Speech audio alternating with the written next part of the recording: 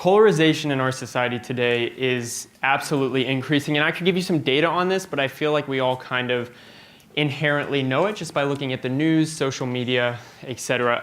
And I kind of want to present to you today that that's not necessarily a bad thing, right? Like, people are becoming more ideologically independent. They're not just believing what their parents believe, but they're figuring it out for themselves, and this is good. Ideological diversity is great. It should absolutely be encouraged. The problem with this comes when people let these differences push them apart. All right, they start seeing those that oppose them as not as people, but as the groups that they're a part of. They stop practicing empathy, and they stop putting themselves in each other's shoes. This leads to anger, closed-mindedness, hatred. There's a lot of hatred in our world today.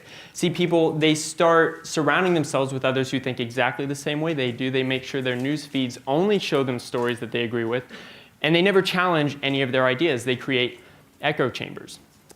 So why do I care about this? Well, I love wrestling with like these complex, difficult ideas. I love talking about them.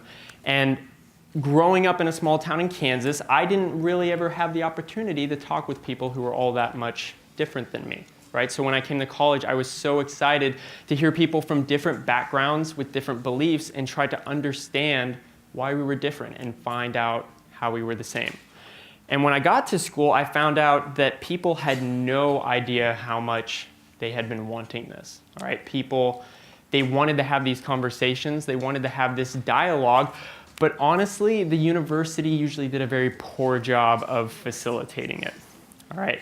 So, kind of to give you a more concrete example of this, I once went to a discussion that was about immigration, but I used the quotation marks there because it was actually just the person in charge looking to reaffirm their own views on the subject, all right? Like, it wasn't a dialogue, it was a monologue, and if you brought up any ideas that were different from theirs, you were very quickly shut down. Your ideas were not valued, you were not heard, okay?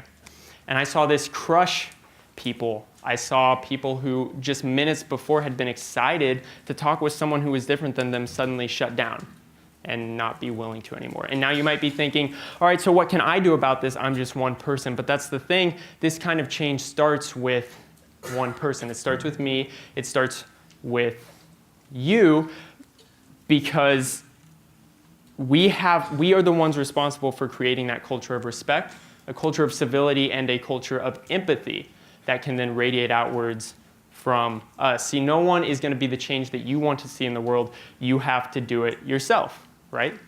We know this inherently. And now you might be thinking, okay, well, how do I do this, right? It's hard. It's really difficult to empathize with someone who might be making you really angry, but you need to try to listen to them, to try to care more about the other person than maybe your own ideas at the time. Listen, ask how you can understand them. Ask how you can see where they're coming from. Because really listening to other people is the only way that we are going to be able to pull ourselves closer together instead of pushing ourselves farther apart. So, leaving you today, I want to ask, how can you encourage this kind of dialogue, not only on your campuses, but also in your everyday lives? Thank you.